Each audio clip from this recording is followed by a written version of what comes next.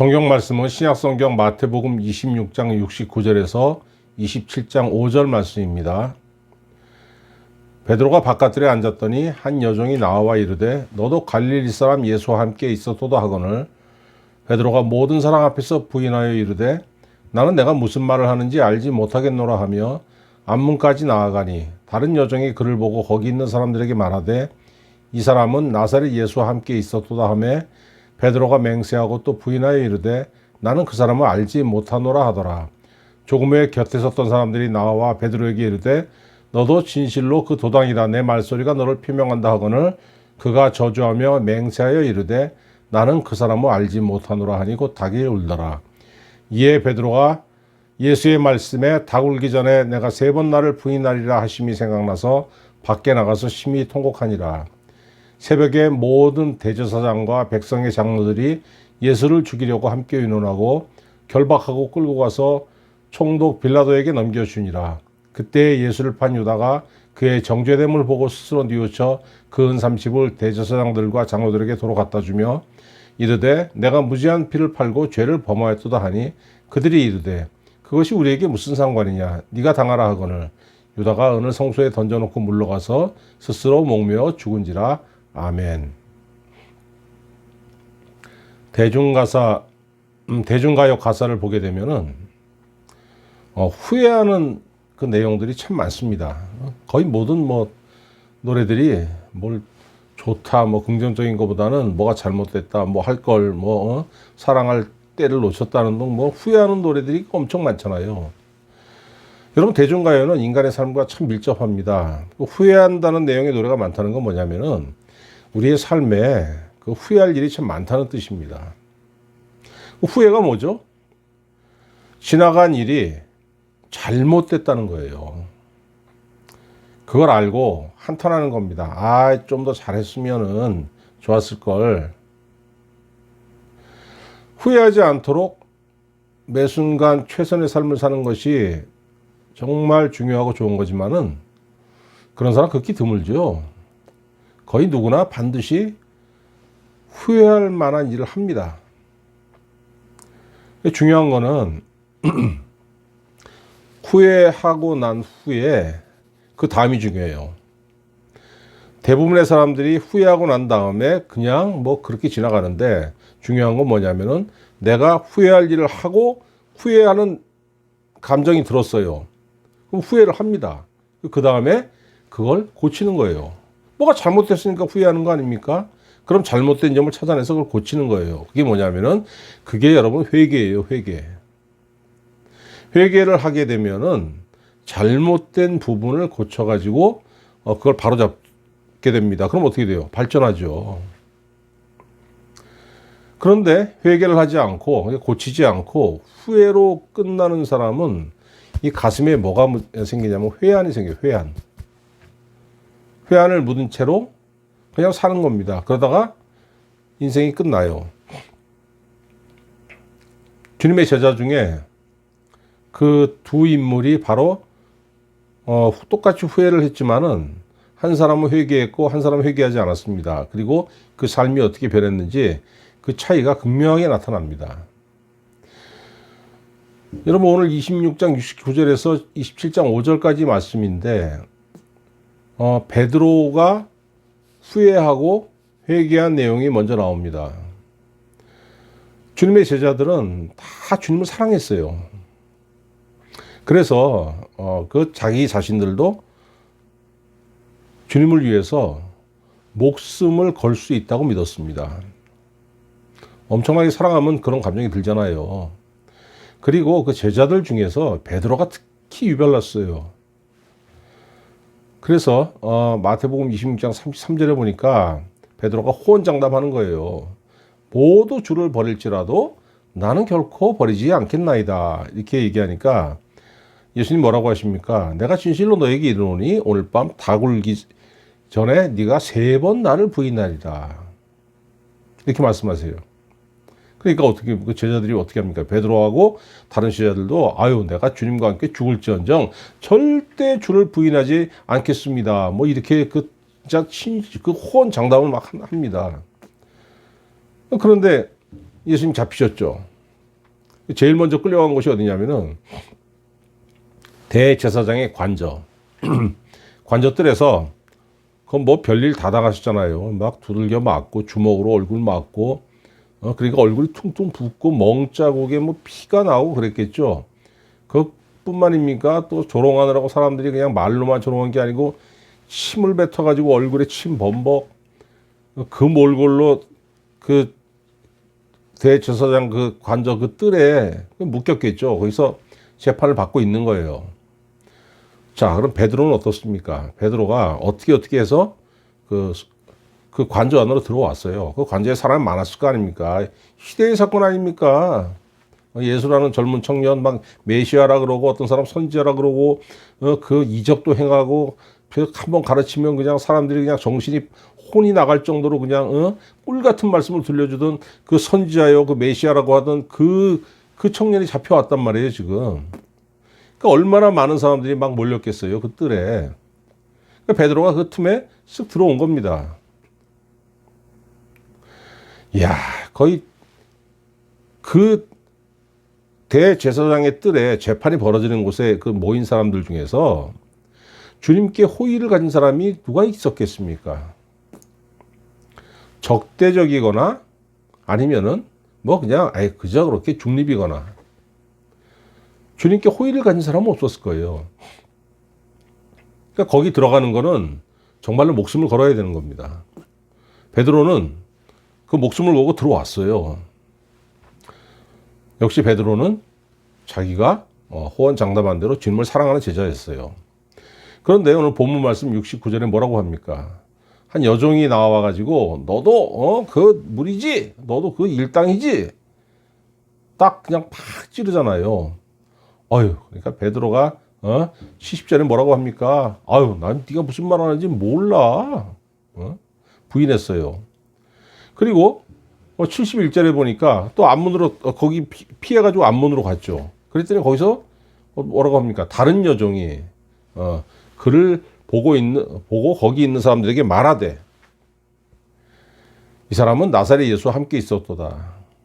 그냥 다른 여종이 베드로를 가리키면서 너 한패지 이런 게 아니고 사람들이 야 이거 한패 이렇게 얘기하는 거예요. 그때 베드로가 어떻게 합니까? 나 몰라 72절에서 세 번째는 어떻게 합니까? 세 번째 73절에 보니까 사람들이 이제 여종이 아니고 여러 사람이 그렇게 얘기하는 겁니다. 너 말소리 들어보니까 너도 갈릴리 사람인데 너 한패지? 그러니까 74절에 베드로가 지금 얼마나 급했는지 막 그냥 그가 저주하며 맹세하여 이르되 얼마나 급했으면은 저주의 맹세를 했겠습니까? 내가 알면은 하나님이 내 머리에 그냥 벼락을 내리쳐도 그 돼. 난 절대 아니야. 이렇게 얘기한 거예요.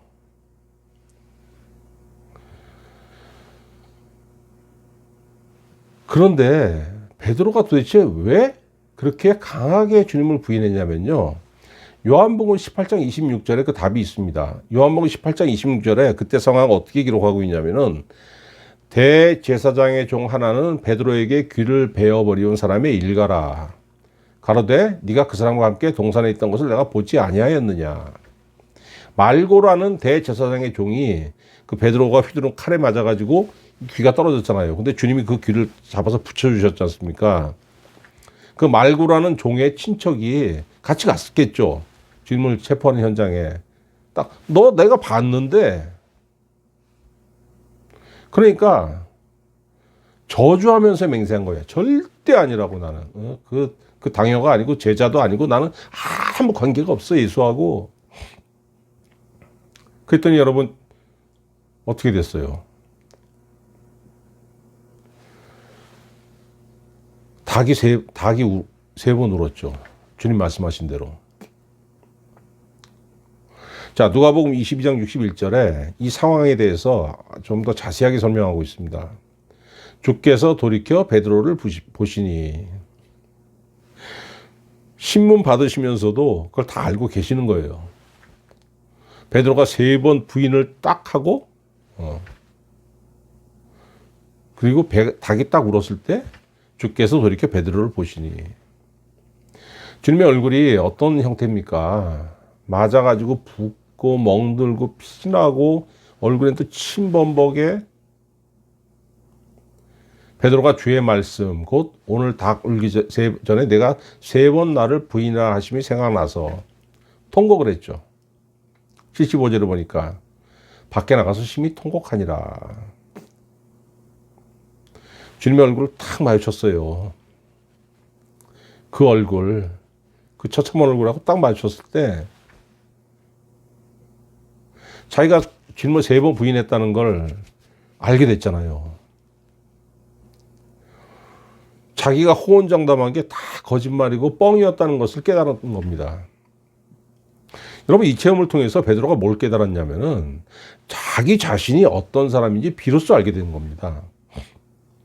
예레미야 17장 9절에 보니까 만물보다 거짓되고 심히 부패한 것은 사람의 마음이라 누가 능히 이를 알리요, 이렇게 말씀하셨어요.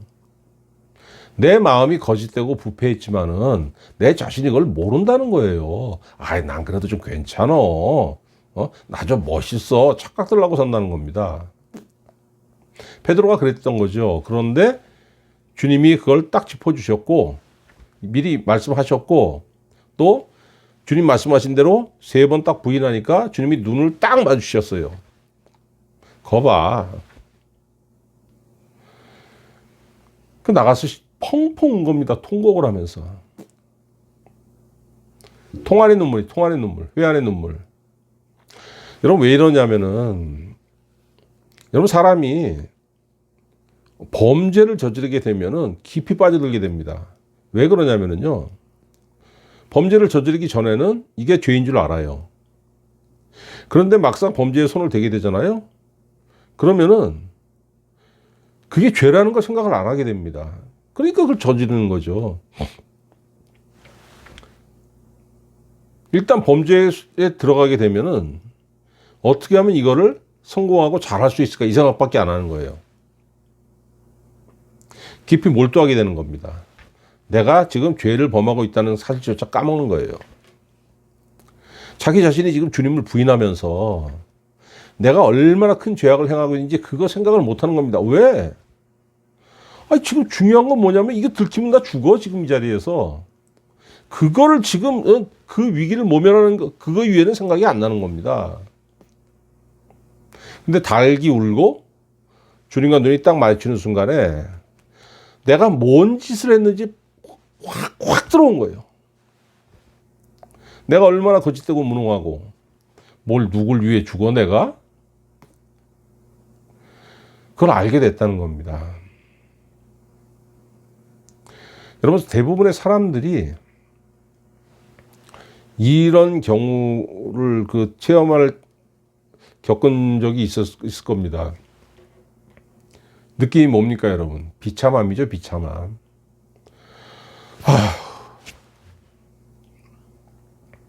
펑펑 눈물을 흘렸는지 안 흘렸는지 사람마다 다르겠지만 대부분 뭡니까?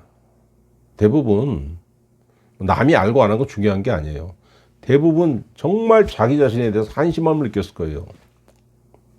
그런데도 어떤 사람들은 보니까 그런 경우에도 자기 자신에 대한 한심함을 느끼는 게 아니고 어떻게 하면 그 상황을 모면할까, 끝까지 그렇게 가는 사람이 있긴 있습니다. 그 뭐라 그래요? 심리학자들이 그런 사람들을 소시오패스라고 하긴 하는데 그런 사람도 있긴 있어요. 근데 여러분, 성경에 보면은 요엘서 2장 13절, 구약 성경에 참 많이 나오는 표현입니다. 너희는 옷을 찢지 말고 마음을 찢고 너희 하나님 여호와께로 돌아오라. 이렇게 옷을, 구약 성경에 보면은 참남해졌을 때 옷을 찢잖아요. 왕도 옷을 찢고, 신하들도 옷을 찢고. 옷을 찢는다는 건 뭐냐면은, 내가 비통합니다. 내가 회개합니다는 상징이에요. 그런데 성경은 뭐라고 하십니까? 옷을 찢는 것까지 좋은데 그 다음에 진짜 마음으로 회개하는 걸 마음을 찢어야지. 옷을 찢었으면 그 다음에 마음을 찢어야지. 니네는 옷만 찢고 마음을 안 찢어. 회개하는 신용만 하는 거야. 진짜 회개하라고 얘기하시는 거잖아요. 흉내만 내지 말고 네가 정말로 베드로처럼 너 자신이 비참하게 느꼈으면 후회잖아요. 이거 엄청난 후회. 진짜 회개하라고 권면하는 거예요. 명령하시는 거고. 여러분, 베드로는 이 사건을 겪으면서 뭘 알게 됐냐면 자기 자신이 얼마나 한심하고 거짓된 사람인지 알게 됐고, 그리고 그 이후로 자신의 거짓됨을 회개했습니다. 여러분, 회개라는 건 뭐냐면 돌이키는 거잖아요. 후회할 만한 짓을 하고 살았는데 그걸 고치는 거지 않습니까? 그래, 후회할 짓 하지 말고 이게 바꿔야지. 그럼 어떻게 돼요? 후회한다는 건 뭡니까? 주님과 등 돌린 삶, 주님과 멀어지는 삶인데 회개는 고치는 거잖아요. 뉘우치고 고치. 뉘우칠 회자, 고칠 개자. 그럼 어떻게 돼요? 주님과 엇나갔던 삶인데 주님과 일치하는 삶, 주님과 멀어지던 삶인데 고쳤으니까 주님과 가까워지는 삶으로 바뀌는 거지 않습니까? 회개하게 되면은 주님께 더 나가게 되죠. 주님과 멀리 있으면 주님 의지 못합니다. 주님께 가까이 나아가는 자가 주님을 의지합니다. 주님을 신뢰하는 거예요. 여러분, 사람이 언제 회개합니까? 내가 신뢰하는 어떤 기반이 있어요. 그게 하나님 이외에 다른 것일 때는 참 주님 찾기 힘듭니다. 교회를 다녀도 전적으로 주님 의지하기 힘들어요. 그런데 그 신뢰의 기반이 무너지게 되면 어떻게 됩니까? 그 회개하는 거예요. 그 절대자를 찾는 겁니다. 베드로가 바로 그렇게 회개했습니다, 여러분. 그런데 27장 3절부터는 유다에 대한 얘기가 나옵니다. 다시 한번 읽어보겠습니다. 그때 예수를 판 유다가 그의 정죄됨을 보고 스스로 뉘우쳐 그 은 30을 대제사장들과 장로들에게 도로 갖다 주며 이르되 내가 무지한 피를 팔고 죄를 범하였도다 하니 그들이 이르되 그것이 우리에게 무슨 상관이냐 네가 당하라 하거늘 유다가 은을 성소에 던져놓고 물러가서 스스로 목매어 죽은지라. 이렇게 되어 있습니다. 유다가 돈을 받고 은 30을 받고 주님을 팔았어요.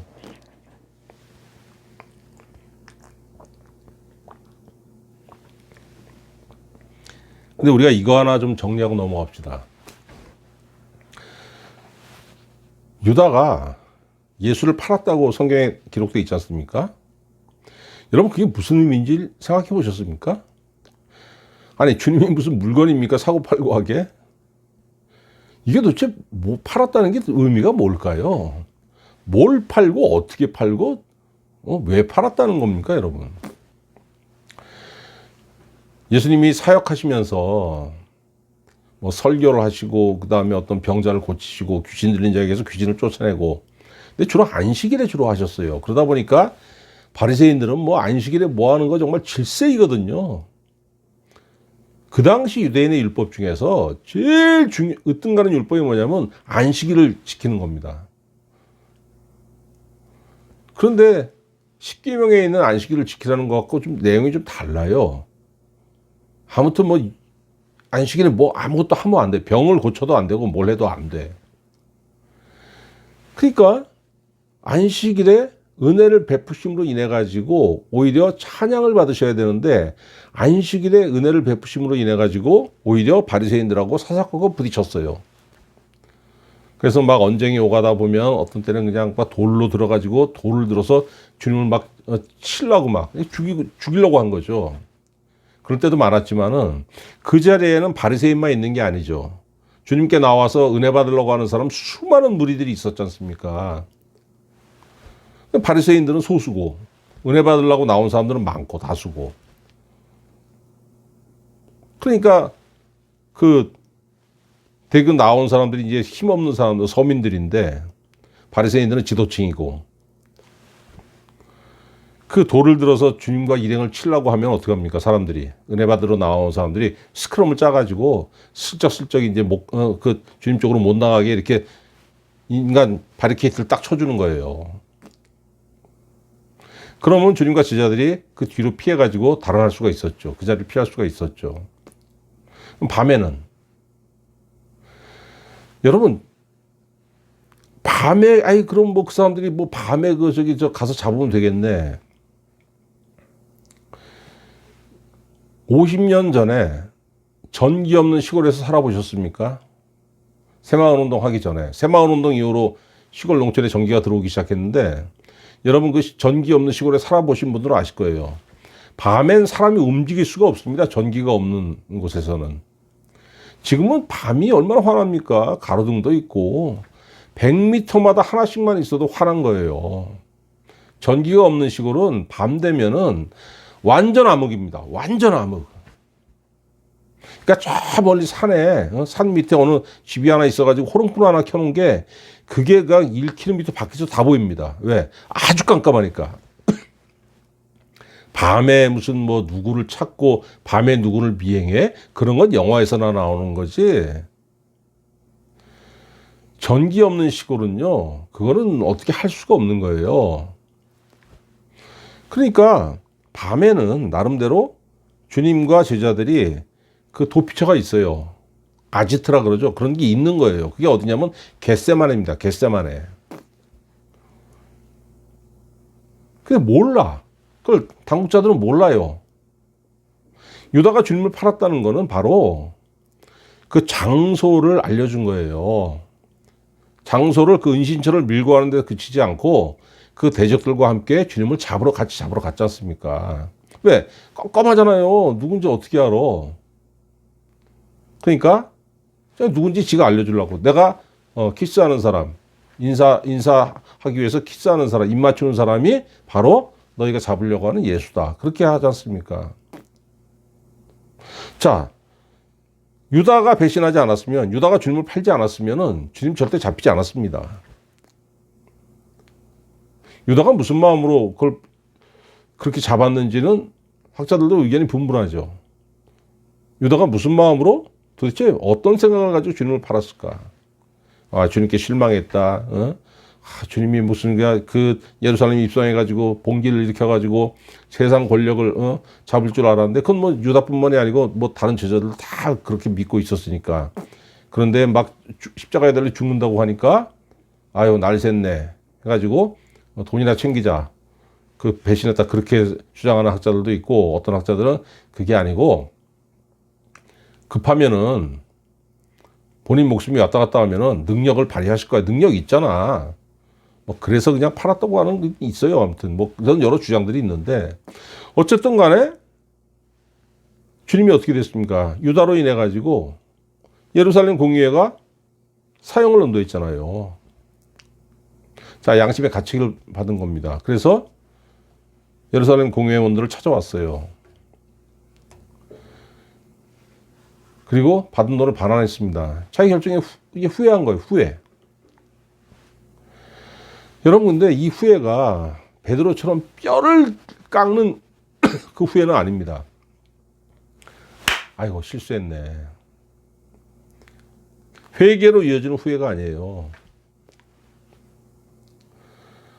나 때문에 주님이 죽겠네. 이거 어떡하지? 엄청난 결과인데, 이거. 내가 무지막지한 짓을 행했구나. 그 책임에서 벗어나고 싶은 겁니다. 이 범죄자들의 마음이죠. 가인이 자기 아우 아벨을 돌로 쳐 죽였지 않습니까? 하나님께서 가인을 그 땅에 쫓아내세요. 그랬더니 쫓겨나가면서 하나님한테 뭐라고 합니까? 내 죄벌이 너무 중하여 견딜 수 없나이다. 견딜 수 없다는 게 뭐냐면은, 주께서 오늘 이 지면에서 나를 쫓아내시온즉 내가 죄의 낯을 배웁지 못하리니 내가 땅에서 피하며 유리하는 자가 될지라 무릇 나를 만나는 자가 나를 죽이겠나이다. 자기하고 이렇게 부딪히는 사람 중에 자기하고를 죽일까 봐, 그게 겁난 거예요. 자기 동생을 죽인 이 죄에 대해서는 전혀 뉘우침과 이런 그 후회하는 마음이 없고 그냥 살인의 대가로 남이 나를 죽일 거 두려움만 있는 겁니다. 여러분 유다가 바로 그런 거예요. 그래서 돈을 반환했는데 그것도 양심의 가책이 조금이라도 있으니까 돈을 반환한 겁니다. 그런데 그걸 받겠습니까? 왜? 네가 한 짓의 대가야. 네 스승 예수가 죽은 건 네 잘못이야. 그 돈을 반환하는 거 그 잘못 나한테 떠넘기려고 아유 천만의 말씀. 누가 강요했냐? 네 스스로 택한 거잖아. 네 스스로 택해놓고서 왜 우리한테 책임을 돌리려고 그래? 맞는 말 아닙니까? 누가 유다한테 그렇게 하라고 강요했습니까? 본인 스스로 선택한 거죠. 자, 돈도 반환 못해. 그러니까 견딜 수가 없는 거죠, 이제. 그러니까 돈을 성소에 집어 던져놓고서 나뭇가지에 그냥 목 매달아 자살했잖아요. 여러분 왜 자살하는 줄 아십니까? 책임지는 사람은 절대 자살 안 합니다. 자살은요, 책임을 회피하는 가장 극적인 수단입니다. 죽어버리면 어쩔 것이요? 나한테 누가 뭐라 그럴 것이요? 자기의 잘못된 선택으로 인해 닥쳐올 결과가 정말 감당할 수 없을 정도로 두려울 때 사람들이 자살하는 거예요. 못 이기니까 자살하지 않습니까?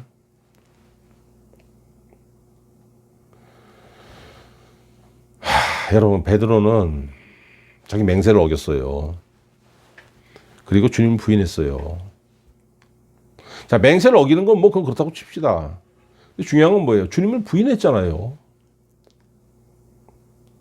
그런데 그걸 후회했고 거기서 뭘 깨달았어요? 내가 죄인이구나. 아무것도 아니구나. 무능하구나. 부패하구나.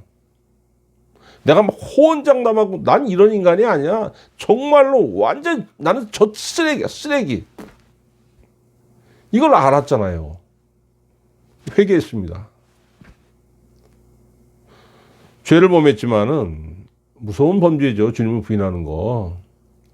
근데 회개함으로 인해 가지고 오히려 주님께 더 가까이 갈 수 있었던 거예요. 여러분 회개라는 게 뭡니까? 마음속에 하나님 나를 붙잡아 주세요. 나를 붙잡고 나를 이끌어 주시면 내가 올라가겠나이다. 후회할 만한지 뒤집어 엎겠나이다. 이게 회개잖아요. 베드로가 회개했더니 어떻게 됐습니까, 여러분? 나중에 순교라는 영광스러운 죽음으로 하나님께 갔습니다. 근데 후회만 하고 회개하지 않은 유다는 어떻게 됐습니까? 사도행전 1장 18절에 그의 죽은 모습에 대해서 나오는데 몸이 곤두박질하여 배가 터져 창자가 다 흘러나온지라 이렇게 되어 있습니다.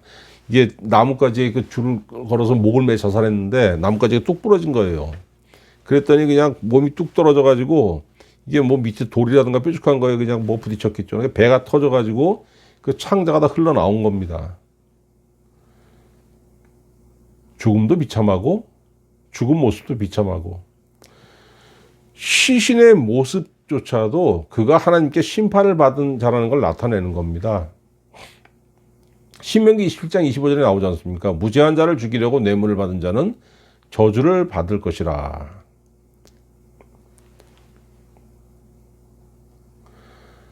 유다하고 베드로하고 왜 이렇게 차이가 날까요, 여러분? 유다는 어떤 사람이냐면은 유다는 그 무리의 회개였습니다. 굉장히 똑똑한 사람이에요. 지나치게 똑똑하고 계산적이어서 주님보다 자기 자신을 더 신뢰한 사람입니다. 근데 살다 보면 이런 사람 많죠. 지나치게 똑똑해서 교회는 다닐지라도 성경을 잘 안 믿습니다. 근데 교회를 다니건 안 다니건 그게 중요한 게 아니고 하나님보다 자기 자신을 더 신뢰하는 사람은 어떤 사람이냐면 교만한 사람이고 악인이에요. 시편 4절 악인은 그의 교만한 얼굴로 말하기를 여호와께서 이를 감찰하지 아니하신다 하며 그의 모든 사상에 하나님이 없다 하나이다. 악인은 어떤 사람입니까? 교만한 사람인데, 아이, 하나님이 뭘 쳐다봐? 하나님이 뭘 지켜보신다고? 야, 세상에 하나님이 어딨냐? 이건 성경 분명히 말씀하고 계십니다. 악인이라고. 그리고 악인은 어떻게 됩니까? 잠언 16장 18절. 교만은 패망의 선봉이요 거만한 마음은 넘어짐의 앞잡이니라. 자기를 더 신뢰하는 사람, 하나님보다 교만한 사람이죠. 교만한 사람은 뭡니까? 악인이죠. 잠언 16장 18절 분명히 말씀하고 계시잖아요. 교만은 패망의 선봉이요. 유다가 바로 그런 사람 아닙니까? 유다도 그랬고, 다윗의 넘버원 신하였던 요압도 그랬고, 그 원조는 누굽니까? 사울왕 아닙니까? 하나님께서 세우신 왕국의 첫 번째 왕이었잖아요. 신앙의 열심인 모습은 다 있어요. 근데 그 안에 들어가면 어떻습니까? 신앙의 내용이 없지 않습니까? 나를 세우려는 것밖에 없어요. 하나님의 말씀을 지키려고 하는 것, 하나님을 사랑하는 마음이 하나도 없습니다. 그게 뭡니까, 여러분? 사울과 요압과 유다의 공통점이에요. 주님을 이용하려는 마음만 있었고 주님을 사랑하는 마음이 하나도 없었어요. 아이고, 십자가에 달리신다고? 뭐야? 그럼 나는 여태까지 무슨 헛짓한 거야? 3년 동안? 아니, 저 양반은 우리를 이용해 먹었네? 뭐야, 더 이상. 우리한테 그냥 엄청난 꿈을 심어주고, 이게 뭐야, 막판에 이거. 더 이상 유다가 주님께 붙어 있을 이유가 없는 거예요. 계산이 안 나오는 겁니다. 반면에 베드로는, 여러분, 베드로는 자기 자신을 신뢰할 만큼 그렇게 똑똑하고 계산적인 사람이 아닙니다. 열정은 대단한 사람이죠. 그리고 뭐가 있었습니까? 유다와 다른 점은 뭐냐면 똑똑하지는 않지만은 유다는 냉정했어요. 베드로는 주님을 사랑하는 뜨거운 마음. 똑같이 실패했는데 베드로는 실패한 현장에서 성령의 역사를 받아가지고 회개할 수 있었어요, 여러분. 회개는 여러분 인간 스스로 하는 게 아닙니다. 왜? 회개라는 건 뭡니까? 돌이켜서 하나님께 가는 거잖아요.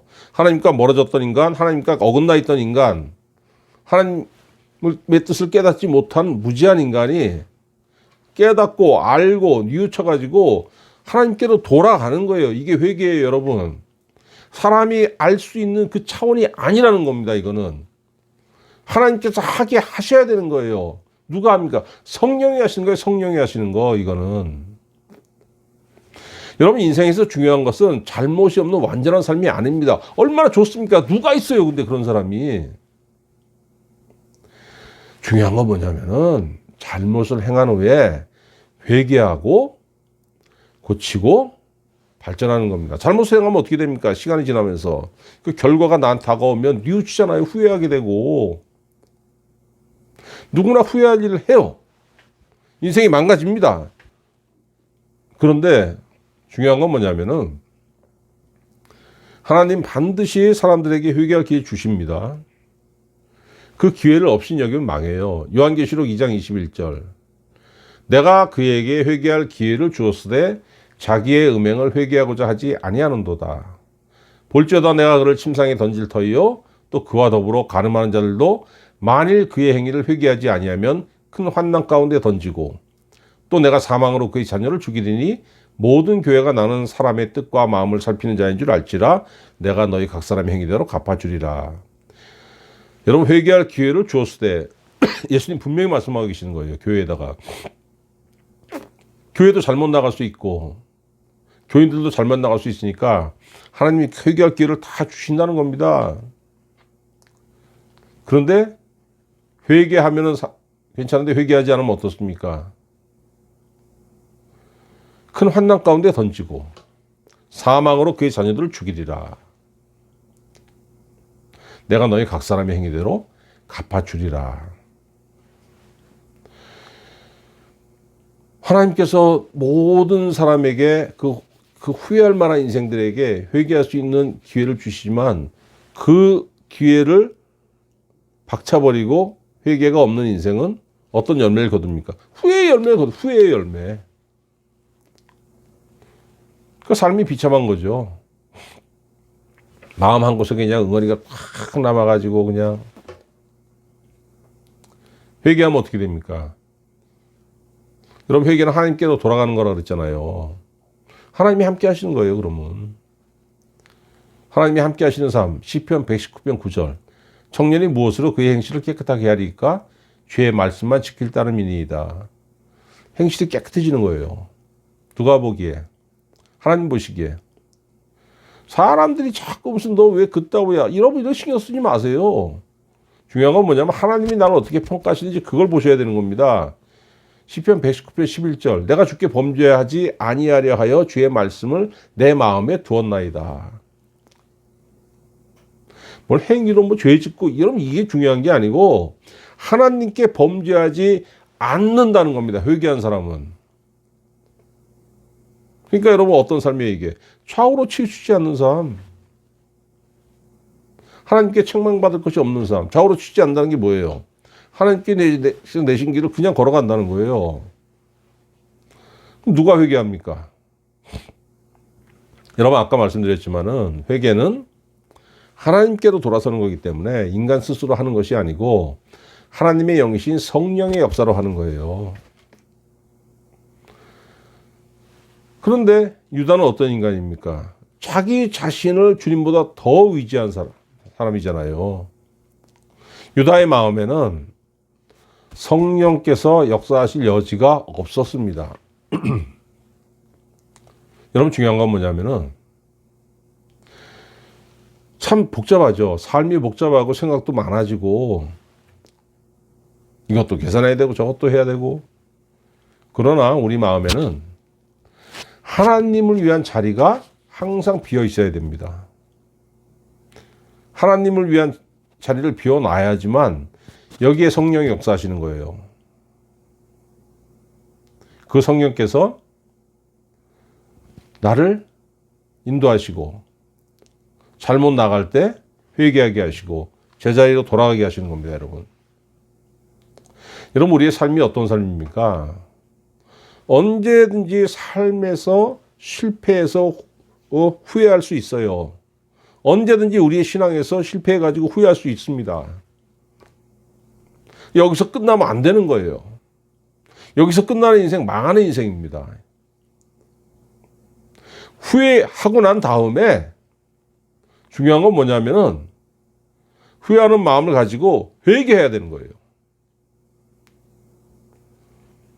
성령께서 여러분을 주장하시고 성령께서 여러분에게 역사하셔야 된다는 거예요. 여러분 후회하는 인생은 뭔가 잘못된 거죠. 회개하면 어떻게 됩니까?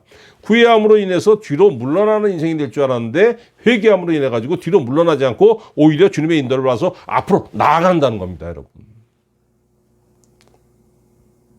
여러분 2023년도 이제 한 달 지났습니다. 앞으로 11개월이 남았습니다. 이 11개월 동안 우리 또 참 많은 일이 있겠죠. 잘못되기도 하고 뭐도 하기도 하고 그러겠지만은 그런 것들이 다 그냥 그대로 있으면 후회로 남겠지만은 여러분 우리 실패 현장에서 한숨 쉬고 후회하고 다시 무릎 꿇고 기도하고 하나님 잘못되었나이다. 잘못 판단했나이다. 주님을 의지하지 못했나이다. 그러나 이 시간에 역사하셔서 나를 붙잡아 주시옵소서. 아프나게 하여 주시옵소서. 주님이 원하시는 것을 알게 하시고 주님 손에 붙잡혀서 나아가길 바라나이다. 실패가 아니라 이것이 하나님께서 원하시는 열매를 맺는 계기가 되게 하여 주시옵소서. 여러분 이렇게 회개하심으로 인해 가지고 2023년이 끝날 때쯤에는 여러분이 회개한 열매, 하나님께서 칭찬하신 열매, 우리의 삶에 풍성함이 있는 귀한 열매를 맺는 2023년이 되시기를 우리 구주 예수 그리스도의 이름으로 축원합니다. 기도하겠습니다. 하나님 아버지, 인생 살면서 참으로 나는 별 볼 일 없는 자고 나는 저 밑바닥에 있는 자와 같은데 왜 내가 그렇게 높아지려고 하고 왜 나를 그렇게 신뢰하나이까? 하나님 아버지, 우리 성도들 이 마음 온전히 버리고 오직 주님을 믿고 의지하는 올 2023년이 될 수 있도록 주님께서 은혜로 역사하여 주시옵소서. 올 한 해 지나면서 또한 여러 부분에서 후회할 만한 일들을 할 텐데 그 후회할 만한 일을 했을 때 하나님 아버지, 그걸로 그치는 것이 아니고 그 자리에서 무릎 꿇고 주님께 회개함으로 인해 가지고 주님께 붙잡힌 바 되어서 오히려 더 앞으로 나아갈 수 있는 귀한 자들이 될 수 있도록 주님 은혜로 역사하여 주시옵소서. 2022년도에 많은 부분에서 실패하고 후회했지만은 2023년도에는 오히려 실패함으로 인해 가지고 회개함으로 인해서 주님께 더 앞으로 나아갈 수 있는 귀한 삶을 살 수 있도록, 귀한 열매를 맺을 수 있도록 우리 성도들에게 은혜를 주시고 붙잡아 주시고 인도하여 주시옵소서. 감사드리옵고 우리 구주 예수 그리스도의 이름으로 기도하옵나이다. 아멘.